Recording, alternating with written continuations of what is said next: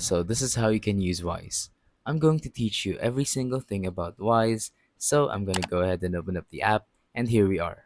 As you can see, this is the home section.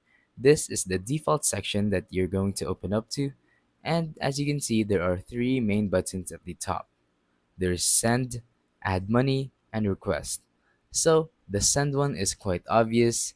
This is where you are going to send money to your friends or other people by either from your balance or from your bank.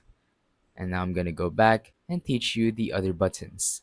So there's this add money button where you can add money from a specific payment method. For example, your card or someone else's card or whatever kind of payment method that Wise provides. So now there's this last one, which is request. So judging by the name, this is where you can request money from your recipients, which I'm going to get to in a bit. But basically, that is where you can request money from other people in your contacts. Now, the next button at the bottom is the card. You can go on ahead and order a debit card specifically made by Wise with no markups and no transaction fees. So you can go on ahead and do that if you want to. And right next to this card button, there is recipients. Now, I already talked about this a few seconds ago, but recipients are basically your contacts.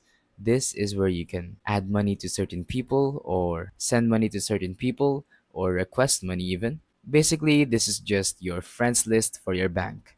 And now, the last button, which is payments, it's basically some sort of history for your payments. For example, if you have any scheduled transfers over here, you can go on ahead and tap on that to make sure, or direct debits, or even your payment requests like earlier.